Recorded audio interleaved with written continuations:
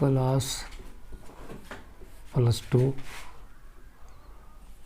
Subject business study chapter first management and introduction. जैसा कि इस चैप्टर में मैंने आपको पहले बताया कि प्रबंध क्या है। प्रबंध किसी भी कार्य को सुव्यवस्थित ढंग से करना प्रबंध कहलाता है। और उसके बाद मैंने आपको इस चैप्टर में समझाया था कि प्रबंध की विशेषताएं कौन कौन सी हैं, प्रबंध में ऐसी कौन कौन सी खास बातें हैं जिनके आधार पर हम इसको बोल सकते हैं कि प्रबंध एक ये चीज़ है। तीसरी जो आज हम पढ़ने जा रहे हैं वो है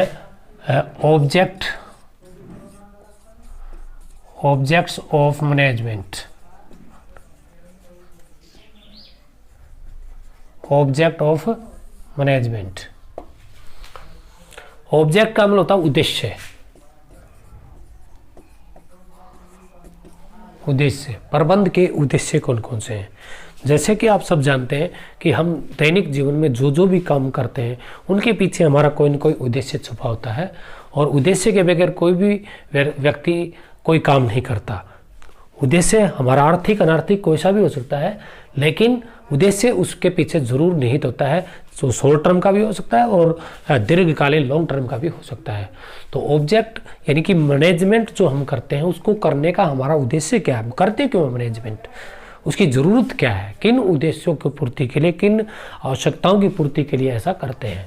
तो इसमें जो मैनेजमेंट के ऑब्जेक्ट्स हैं उसको मैं आपको 3 हिस्सों में डिवाइड करके बताता हूँ। पहले होते हैं इसके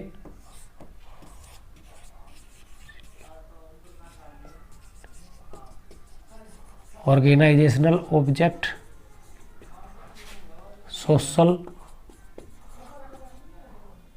ऑब्जेक्ट, और तीसरा इंडिविजुअल।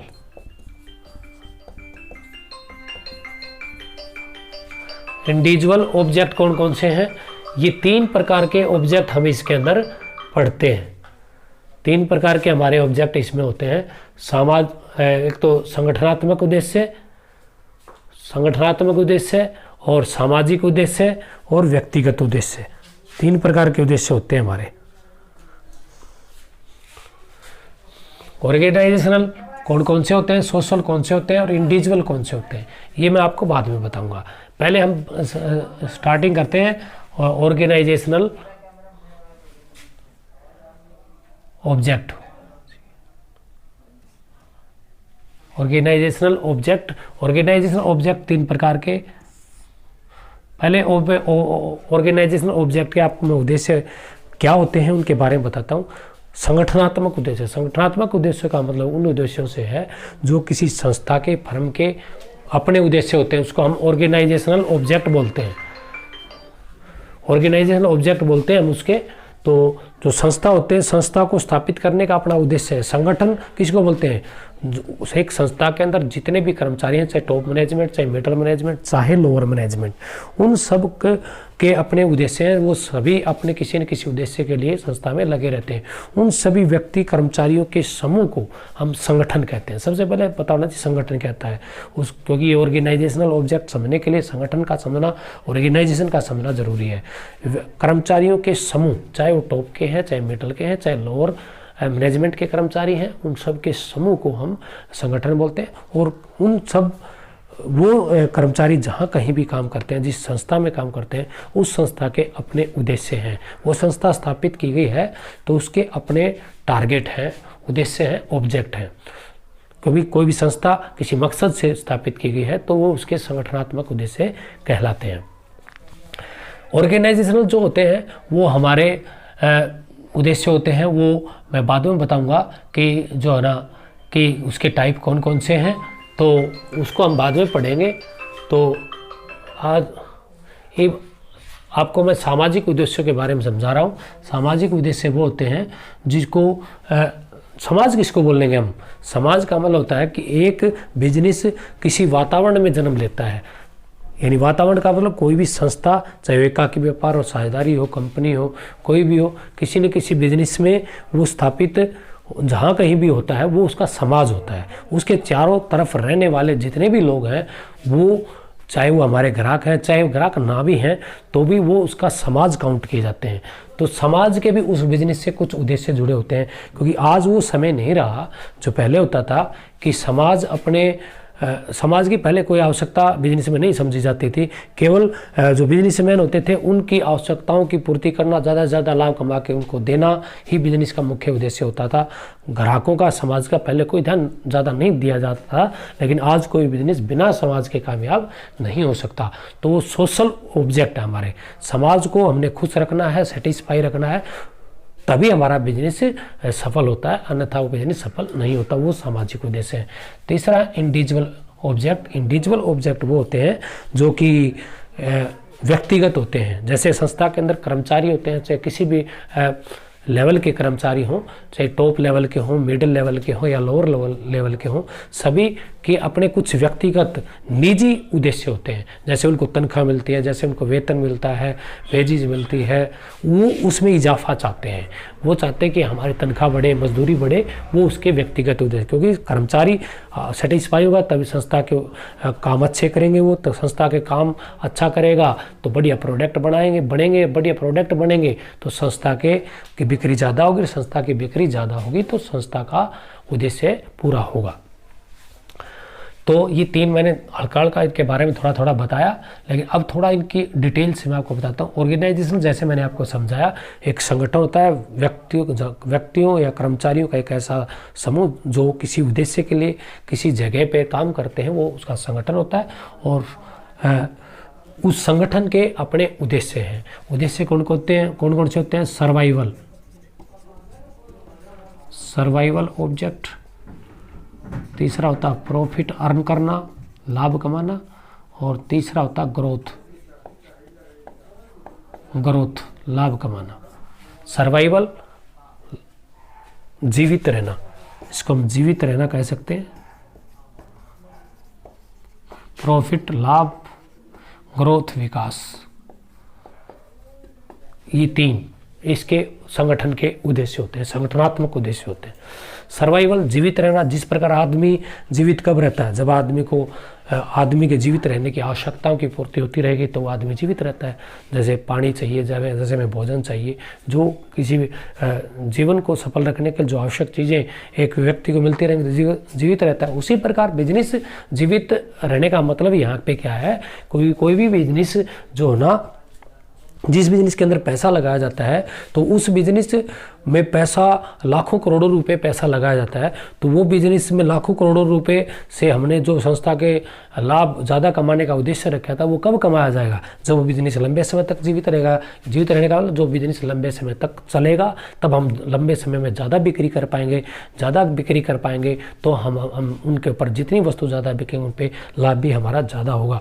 तो बिजनेस को लंबे समय तक जीवित रखना किसी भी बिजनेस का या किसी भी संगठन का संगठनात्मक उद्देश्य होता है। बिजनेस लंबे समय तक कैसे चले, दीर्घ काल तक बिजनेस कैसे चले, क्योंकि हम संस्था के लिए ज़मीन भी खरीदते हैं, land building, plant, machinery, vehicles भी खरीदते हैं, मानव भी लगाते हैं, मशीन भी खरीदते हैं, बहुत सारा पैसा लगाते हैं। तो वो पैसे से हमने लाभ कमाने हैं तो उसके लिए हमें काम करने के लिए लंबा समय चाहिए, यानी बिजनेस लंबे समय तक चलेगा तब हमारे टारगेट पूरे हो सकते हैं।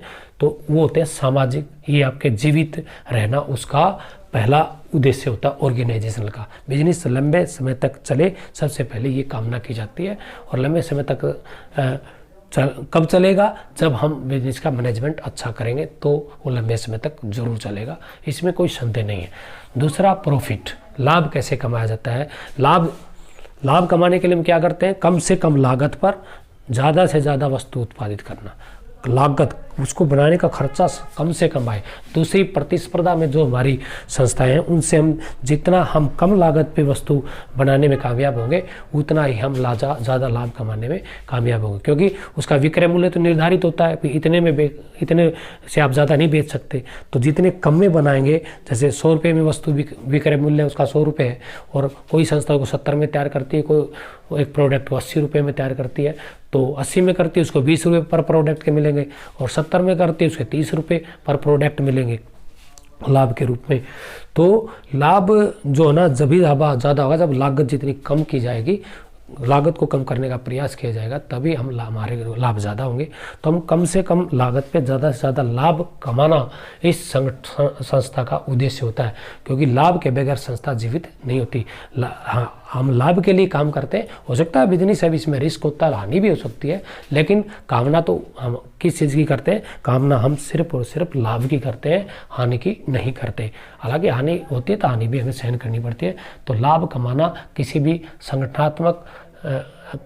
संगठन का एक लाभ कमाना मुख्य उद्देश्य होता है। लाभ के सारे ही संस्था चल पाती है। तीसरा है इसका ग्रोथ। ग्रोथ माने विकास करना। जिस प्रकार छोटा पौधा होता है, हम जो पौधा लगाते हैं धीरे धीरे उसकी शाखाएं निकलनी शुरू हो जाती हैं और बड़ा विस्तृत रूप धा करके बहुत बड़ा वृक्ष बन जाता है, और उससे जो उस वृक्ष से जो आवश्यकता समाज की पूरी होती है वो पूरी होनी शुरू हो जाती हैं। उसी प्रकार उसी एवज में एक बिजनेस जो है ना को विकास करने के लिए, विकास का मतलब यहाँ इस बात से है कि उस बिजनेस का विस्तार कैसे हो, उस बिजनेस का फैलाव कैसे हो। जैसे पहले हम छोटे टाइप का बिजनेस किया जिसको हम एकल व्यापार बोलते हैं, फिर थोड़ा हमारे पास साधन अच्छे हो गए, लाभ हमने कमाए तो साझेदारी का रूप दे दिया। बड़े लेवल पे थोड़ा करने कुछ कर्मचारी हमने साथ में पार्टनर के रूप में मिला लिए, और उसके बाद फिर और कर्मचारी हमने बढ़ा लिए और बड़ा संस्था का विकास कर दिया, संस्था का फैलाव कर दिया, तो उसको हम विकास बोलते हैं। यानी एकाकी से साझेदारी से फिर कंपनी बना दिया, तो इसको ग्रोथ बोलते हैं। जैसे आदमी का जो है ना अवस्थाएं होती हैं, बचपन, फिर जवानी की अवस्था होती है, फिर बुढ़ापे की ओर अग्रसर होते हैं, उसी प्रकार से ये उसका ग्रोथ एक बिजनेस का भी होता है। और ग्रोथ हम कब कर पाते हैं? जब हमारे पहले दोनों टारगेट पूरे होते हैं। जीवित बिजनेस लंबे समय तक जीवित रहेगा और लाभ में हम चलते रहेंगे तो हमारे पास पैसा बहुत आता रहेगा, और पैसा ज़्यादा आएगा तो हमारे पास जो है ना पैसे की मात्रा ज़्यादा होगी। पैसे की मात्रा ज़्यादा होगी तो हम पहले स्थानीय लेवल पे व्यापार करेंगे, फिर हम राज्य लेवल पे करेंगे, फिर हम उसको अंतर्राज्यीय करेंगे, फिर देश लेवल में करेंगे, विदेशों तक अंतर्राष्ट्रीय लेवल में उसका विकास करते जाएंगे कि उस बिजनेस का स्वरूप वृक्ष की भांति फैलाव करता जाएगा। तो ये इसके 3 उद्देश्य: जीवित रहना, प्रॉफिट कमाना और ग्रोथ। ये इसके ऑर्गेनाइजेशनल ऑब्जेक्ट थे। फिर दूसरा जो इसका टाइप है सोशल ऑब्जेक्ट, सामाजिक उद्देश्य। सामाजिक मैंने बताया पहले, आज समाज की बिजनेस को कामयाब होने के लिए समाज की बहुत ज़्यादा आवश्यकता है। समाज के बगैर कोई बिजनेस पूरा नहीं हो सकता। समाज में जैसे हमारे ग्राहक आगे या कोई डायरेक्ट या इनडायरेक्ट रूप से प्रभावित करने वाले हमारे से जुड़े हुए व्यक्ति कोई भी हो, वो सभी हमारा समाज होता है। और जहाँ वो बिजनेस स्थापित होता है तो उसके इर्द गिर्द जितने भी लोग रहने वाले हैं, ग्राहक रहने वाले हैं, या हमारे को मटेरियल अवेलेबल करवाने वाले होते हैं, तो उन सबको हमने सेटिस्फाई रखना बहुत ज़रूरी है। आज समाज की संतुष्टि के बगैर बिजनेस कामयाब नहीं हो सकता। तो ये जो है ना मैनेजमेंट का दूसरा ऑब्जेक्ट होता है सोशल, समाज के उद्देश्यों की पूर्ति करना। समाज के उद्देश्यों की पूर्ति करने का मतलब है समाज क्या चाहता है कि हमें वातावरण अच्छा मिले, अच्छा वातावरण, साफ हवा मिले। तो साफ हम क्या करते हैं? बिजनेस स्थापित करके, चिमनियाँ स्थापित करके या फैक्ट्रियाँ लगा करके धुआं फैलाते रहते हैं, और जो धुआं जो है ना लोगों के स्वास्थ्य को खराब करता है, विभिन्न रोगों को जन्म देता है, लोगों को श्वसन के रोग उत्पन्न हो जाते हैं। तो उससे लोग क्या होते हैं, फिर उस संस्था की बुराई करना शुरू करेंगे, भी इन्होंने इतना धुआं फैला करके वातावरण को प्रदूषित कर दिया और इससे हमारे को रोग पैदा हो रहे हैं। तो उससे वो नाराज़ होंगे उस बिजनेस से, और जितने लोग नाराज़ होंगे बिजनेस उतना ही जो है ना उसमें दिक्कतें आएंगी, वो उतना लंबा नहीं चल सकता, लाभ भी ज़्यादा नहीं कमा पाए, ग्राहकों की संख्या कम होती जाएगी। तो उसका हेल्थ, यानी कि जो आसपास हमारे लोग हैं उसकी हेल्थ का विशेष ध्यान रखना पड़ेगा, उनकी सेफ्टी का ध्यान रखना सेफ्टी, सुरक्षा। उस बिजनेस से उनको कोई पर्सनल दिक्कत ना हो, उनके कार्यों में ये बाधा उत्पन्न ना करता हो, ये भी हमने उनको खुश रखने के लिए, समाज को खुश रखने के लिए करना पड़ेगा। तीसरा रोजगार, एम्प्लॉयमेंट, उनको रोजगार देना पड़ेगा। जहाँ कोई बिजनेस स्थापित होता है तो उसके आसपास रहने वाले लोग क्या चाहते हैं कि हम इस संस्था के प्रोडक्ट को खरीदते हैं, या हम इस संस्था के जो है ना संस्था को उत्पादन की सामग्री अवेलेबल करवाते हैं, तो हमारे बच्चे भी इसमें, हमारे बच्चों को काम मिले, तो वो ज़्यादा से ज़्यादा रोजगार की कामना ऐसे बिजनेस से करते हैं। तो एम्प्लॉयमेंट चाहते हैं, रोजगार चाहते हैं, और रोजगार देना इस मैनेजमेंट का जो है ना महत्वपूर्ण कार्य है। रोजगार उन लोगों को ही मिलेगा जो संस्था को डायरेक्ट या इनडायरेक्ट मदद कर रहे हैं, योगदान दे रहे हैं बिजनेस को कामयाब होने में, जो बिजनेस की आवश्यकता उनको पूरी कर रहे हैं, उनके लोगों को ही रोजगार मिलेगा, तो वो संस्था से और ज़्यादा जुड़ेंगे। और उनके ज़्यादा जुड़ने से हमारी बिक्री ज़्यादा होगी तो हम ज़्यादा लाभ कमा पाएंगे। समाज को हम हेल्थ की दृष्टि से, सेफ्टी की दृष्टि से और रोज़गार की आवश्यकता की पूर्ति करने में हम कामयाब हो पाते हैं, तो हमारा सामाजिक उद्देश्य पूरा हो जाता है। तीसरा हमारा इंडिविजुअल होता है व्यक्तिगत उद्देश्य। संस्था के पहले तो बात करिए हमने संगठन की, ऑब्जेक्ट ऑर्गेनाइजेशनल की, दूसरा समाज की बात करी, और तीसरी हम करें व्यक्तिगत। एक संस्था के अंदर जो कर्मचारी होते हैं, चाहे वो किसी भी लेवल के कर्मचारी, किसी भी स्तर के कर्मचारी हैं, टॉप मैनेजमेंट चाहे वो प्रबंध करने वाले हैं, मिडल मैनेजमेंट के कर्मचारी हैं, या लोअर जो उसको मिलाजा पहनाते हैं उन योजनाओं को, तो वो कोई भी कर्मचारी हैं, उनकी अपनी आवश्यकताएं होती हैं, कुछ निजी आवश्यकता होती हैं, उनको पूरा करना चाहते हैं। वो चाहते हैं कि हमें बिजनेस में तो लाभ अच्छे हो रहे हैं, लेकिन हमें तो तनख्वाह कम मिलती है, हमें तो मजदूरी कम मिलती है, हमें लाभ में हिस्सा नहीं दिया जाता, हम संस्था के लिए लगे रहते हैं, तो हमें भी जो है ना इस संस्था से कुछ ना कुछ मिलना चाहिए। तो वो होते हैं व्यक्तिगत उद्देश्य बोलते हैं इसको, हम इंडिविजुअल ऑब्जेक्ट का नाम देते हैं। इसमें कर्मचारी क्या चाहते हैं, ज़्यादा से ज़्यादा सैलरी मिले, ज़्यादा से ज़्यादा हमारी मजदूरी में बढ़ोतरी हो, और लाभों में भी हमें हिस्सा कुछ ना कुछ दिया जाए, क्योंकि लाभ कमाने में कर्मचारियों का अहम योगदान है। तो संस्था के कर्मचारियों को जितना हम सेटिस्फाई कर पाएंगे, क्योंकि उत्पादन तो उन्होंने करना है, और वो जितना मन से काम करेंगे उतना ही बढ़िया क्वालिटी की और कम से कम लागत पे वस्तु बनाने में कामयाब होंगे। नहीं तो वेस्टेज ज़्यादा, वो खुश नहीं होंगे तो वेस्टेज ज़्यादा करेंगे, माल की ज़्यादा वेस्टेज करेंगे तो लागत ज़्यादा आएंगी, तो संस्था लाभ कम कमा पाएगी, तो इस संस्था का उद्देश्य पूरा नहीं होगा। तो कर्मचारी इंडिविजुअल यानी कर्मचारियों को सेटिस्फाई करने के लिए उनकी सैलरी, वेजेस, प्रॉफिट में हिस्सा ये देना पड़ेगा। ये इसका एक इंडिविजुअल ऑब्जेक्ट था। तो 3 अपने पढ़े, ऑर्गेनाइजेशनल और सोशल और इंडिविजुअल ऑब्जेक्ट, जो मैंने बारी बारी से उनको पार्ट्स वाइज आपको समझाया। इसके बाद हम पढ़ते हैं इम्पोर्टेंस ऑफ मैनेजमेंट। इम्पोर्टेंस माने उसका लाभ क्या है, हम मैनेजमेंट करते क्यों, हम मैनेजमेंट किस लिए करते हैं। हमारा मैनेजमेंट करने का अपना एक उद्देश्य होता है। उद्देश्य हमारे कौन कौन से होते हैं, मैनेजमेंट अच्छी व्यवस्था करते क्यों, उससे हमें क्या लाभ प्राप्त होगा, हमें क्या फ़ायदा होगा, तभी तो मैनेजमेंट करेंगे। उनसे कुछ फ़ायदे प्राप्त होते होंगे तभी हम मैनेजमेंट करते हैं, अन्यथा मैनेजमेंट थोड़ी करते हैं, अन्यथा मैनेजमेंट करते ही नहीं है। इससे क्या होगा, सबसे पहले तो हमारे जो है ना पूर्व निर्धारित उद्देश्य प्राप्त होंगे। पहला उद्देश्य हमारा पूरा होगा, क्योंकि संस्था में जो कर्मचारी होते हैं उनके व्यक्तिगत उद्देश्य निश्चित कर देते हैं। व्यक्तिगत उद्देश्य का मतलब तुमने भी एक दिन में इतनी मात्रा में इतनी लागत पर वस्तु तैयार करनी, ये हो गया उसके व्यक्तिगत, हमने प्रमाप दे दिया उनको। और टोटल जो है ना एक दिन में इतनी वस्तु तैयार हो जानी चाहिए, एक महीने में इतनी हो जानी चाहिए, ठीक है। तो ये होते हैं पूर्व निर्धारित उद्देश्य। जो कर्मचारियों के होते हैं वो तो व्यक्तिगत उद्देश्य, हम उनको प्रमाप देते हैं, भाई इतनी वस्तु तैयार करनी है आपने। और संस्था के अपने होते हैं, सभी कर्मचारी अपना पूरा कर देंगे, अपने अपने प्रमाप को पूरा कर देंगे, तो संस्था के जो प्रमाप हो अपना आप प्राप्त हो जाएंगे। संस्था चाहती है एक दिन में इतनी वस्तु तैयार हो और उतनी कर्मचारी को में हमने बांटी, तो वो सारे अपना अपना काम पूरा कर देंगे, तो संस्था की तो वस्तु उतनी तैयार होगी तो संस्था का उद्देश्य पूरा हो गया। तो पूर्व निर्धारित कारण संस्था में जो लाभ कमाने का पूर्व निर्धारित उद्देश्य था, वो लाभ कमाने के लिए हमने सेल होनी जरूरी थी। और सेल कब होगी, जब उत्पादन ज़्यादा होगा। और उत्पादन कब होगा, जब हमारा मैनेजमेंट अच्छा होगा। उत्पादन के लिए मशीन चाहिए, सामग्री चाहिए, मानव चाहिए, धन चाहिए, वो सब हम अवेलेबल अच्छी प्रकार से कर पाते हैं ठीक है, ज़मीन चाहिए वो हमने अवेलेबल करवा दी, मशीन चाहिए वो करवा दी, सामग्री चाहिए वो हमने अवेलेबल करवा दी। सभी चीज़ों को हम मैनेजमेंट के कारण ही अवेलेबल करवा पाने में अच्छी तरह कामयाब होते हैं। तो ये हमारा जो पहले के उद्देश्य है लाभ कमाने के, उसको प्राप्त करने में हम कामयाब हो जाते हैं। दूसरा इसमें होता है उत्पादन के जो साधन हैं, उत्पादन के साधनों का सही उपयोग। सही उपयोग, उत्पादन के साधन कौन कौन से हैं? मैन, मनी,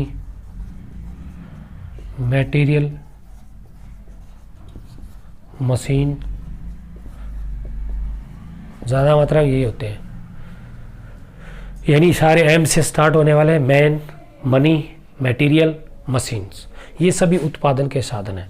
इन सब चीज़ों में जैसे कर्मचारियों को हम क्या देते हैं? तनख्वाह, ठीक है, और तनख्वाह किसे जाएगी? दी जाएगी पैसे से। मटेरियल किसे खरीदा जाएगा? पैसे से। मशीनों में भी पैसा बहुत सारा लगता है।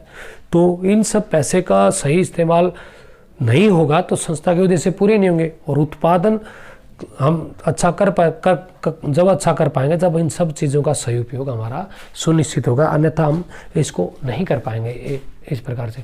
तो उत्पादन के जितने मानव, मनी, मटेरियल और मशीन, इनका जितना सही इस्तेमाल होगा, जिस उद्देश्य के लिए इनको स्थापित किया था, लगाया था इन सब चीज़ों में पैसा, तो वो हमारा उद्देश्य तभी पूरा होगा जब हम मैनेजमेंट अच्छा कर पाएंगे। मैनेजमेंट हमारा अच्छा होगा तो हमारा मनी, मटेरियल में भी अच्छी प्रकार सोच समझ के पैसा लगाएंगे, सामग्री में भी, मशीनों में भी सोच समझ के पैसा लगाएंगे। और केवल मशीन और मटेरियल से भी काम नहीं होना, ज़मीन चाहिए उसके लिए पैसा लगाते हैं। तो अच्छे मैनेजमेंट के कारण ही उत्पादन के जितने साधन हैं उनका हम सही उपयोग कर पाएंगे। और क्योंकि उनका सही उपयोग नहीं होगा तो उन सब चीज़ों में लगाया हुआ पैसा सब बेकार है, और सारा पैसा बेकार है तो फिर उसमें पैसा हमने लगाया किस लिए था? क्योंकि हमारी बिक्री नहीं हो पाएगी, बिक्री नहीं हो पाएगी तो हम लाभ नहीं कमा पाएंगे। तो उत्पादन के साधनों का सही इस्तेमाल बिजनेस यानी कि मैनेजमेंट के कारण ही संभव हो पाता है, अन्यथा नहीं हो पाता। ये हमारा इसका मुख्य उद्देश्य होता है। प्रतिस्पर्धा में सफलता, जो हमारा कंपटीशन होता है उसमें हम सफल हो पाते हैं। कंपटीशन हम जिस चीज़ का उत्पादन कर रहे हैं, ये नहीं है कि दुनिया में उस चीज़ का कोई उत्पादन ही नहीं कर रहा होगा। उस प्रोडक्ट का उत्पादन करने वाली संस्थाएं बहुत सारी हैं। वो संस्थाएं जो है ना, हमारे कंपटीशन देने वाले समाज में बहुत सारी संस्थाएं हैं, तो उनको भी हमने ध्यान में रखना पड़ेगा। क्योंकि यदि हम अच्छी प्रकार की चीज़ें उनको अवेलेबल नहीं करवा पाएंगे तो दूसरी संस्थाएं अवेलेबल करवा देंगी, तो ग्राहक तो उस संस्था की वस्तु खरीद लेंगे, हम पीछे रह जाएंगे, हमारी वस्तु की सेल नहीं होगी। तो प्रतिस्पर्धा में यानी कंपटीशन के ज़माने में हम अपने प्रोडक्ट को अच्छा दूसरी संस्थाओं से दे पाएंगे, तभी हम दूसरों से ज़्यादा बिक्री कर पाने में कामयाब होंगे, अन्यथा हम कामयाब नहीं हो पाएंगे। और एक मैनेजमेंट एक ऐसा साधन है, मैनेजमेंट के कारण ही, प्रबंध के कारण ही हम अच्छा प्रकार का प्रबंध करेंगे। प्रबंध अच्छा करेंगे तो हम वस्तु अच्छी बनाएंगे, अच्छी वस्तु बनाएंगे तो हमारी सेल ज़्यादा होगी, हमारी सेल ज़्यादा होगी तभी हमारे संस्था के उद्देश्य पूरे होंगे और दूसरी संस्थाओं से हम कंपटीशन में विजय हासिल कर पाएंगे। चौथा, बदलते वातावरण के साथ समन्वय। बदलते वातावरण के साथ समन्वय, जैसे कि आप सभी जानते हैं, जो फैक्ट्रियां होती हैं, जो संस्थाएं होती हैं, उनमें उत्पादन की समय के साथ साथ नई नई विधियां आती रहती हैं और नई विधियों का इस्तेमाल करके जो संस्थाएं अपना उत्पादन करती हैं तो अच्छी प्रकार की क्वालिटी का माल बनाने में कामयाब हो पाती हैं, कम से कम लागत पे बनाने में कामयाब होती हैं और कम से कम समय में ग्राहकों की आवश्यकता की जो मांग है, ज़्यादा मात्रा में वस्तुओं की जो मांग आ जाती है वो आधुनिक विधियों से हम कर पाते हैं। तो आधुनिक विधि जो आ जाती हैं तो अच्छे मैनेजमेंट के कारण जो आधुनिक विधि है वो हम कर्मचारियों को समझाते हैं तो आधुनिक विधियों से वो मशीनों पे काम करने में कामयाब हो जाते हैं और कम से कम समय में और अच्छा उत्पादन करके और लोगों को कम कीमत पे वस्तु अवेलेबल करा करके हम ज़्यादा से ज़्यादा बिक्री करने में सफल हो जाते हैं। यानी अच्छे मैनेजमेंट के कारण ही वातावरण में हम समन्वय कर पाते हैं। वातावरण जो बदलता है मैनेजमेंट के कारण ही हम उसके साथ सेट हो पाते हैं, अन्यथा नहीं हो पाते। इसका लास्ट पॉइंट जो होता है बड़े आकार के व्यवसाय चलाने में कामयाब, व्यवसाय चलाने में सफल। जैसा कि आप सबको पता है कि व्यवसाय का ग्रोथ धीरे धीरे बढ़ता रहता है। पहले स्थानीय होता है, फिर हमारा राज्य लेवल का, देश लेवल का, अंतर्राष्ट्रीय लेवल का, बहुत बड़ी शाखाएं हो जाती हैं, देश विदेश तक व्यापार करते हैं, तो बड़ा आकार का बिजनेस हो जाता है। तो और इतने बड़े आकार के बिजनेस को कंट्रोल हम कब कर पाएंगे? जब हमारा मैनेजमेंट होगा, जब हमारा प्रबंध होगा, जब हमारी व्यवस्था अच्छी हो पाएगी, तो इतने बड़े बिजनेस को हम तभी कंट्रोल कर पाएंगे। अन्यथा हमारा कंट्रोल से बाहर होगा बिजनेस, और कंट्रोल से बाहर कोई चीज़ होती है तो वो उससे असफलता निश्चित है। तो ये मैंने आपको आज बताया बिजनेस के उद्देश्य क्या हैं, उनके टाइप कौन कौन से हैं, वो मैंने आपको समझाया। तो आज के मेन 2 टॉपिक मैंने बताया, एक तो ऑब्जेक्ट ऑफ मैनेजमेंट, और दूसरा बताया importance of management, importance of management. ये 2 बातें मैंने आपको समझाई। इससे पहले भी बहुत सारी बातें आपको समझाई, सारा चैप्टर मैंने आपको कंप्लीट कर दिया है। इसके विभिन्न प्रश्न बनते हैं, वेरी शॉर्ट आंसर भी, शॉर्ट टाइप आंसर भी, और लॉन्ग टर्म आंसर, ये विभिन्न प्रकार के प्रश्न इसके बनते हैं। तो इसका मैंने पूरे लेसन की आपको PDF पहले भेज दी थी, और उसमें आप लेसन को पढ़ लेना। आपके पास बुक नहीं है तो उस जो PDF आपको भेजी गई है उससे आप घर पे उसको पढ़ सकते हो। और यहाँ पे बोर्ड पे भी मैंने आपको विभिन्न टॉपिक को बहुत अच्छे प्रकार से समझाने की कोशिश की है। तो इस काम को आप अच्छे प्रकार से कर लेना, और आज और कल का आपका काम यही है कि इस चैप्टर को अच्छी प्रकार से याद कर लें। कल आपको होमवर्क नहीं दिया जाएगा, तो आज का और कल का यही आपका होमवर्क है कि इस चैप्टर के जितने प्रश्न बनते हैं सारे अच्छी प्रकार से आप याद कर लें। यही नहीं, इसके बाद आपका हम टेस्ट भी लेंगे।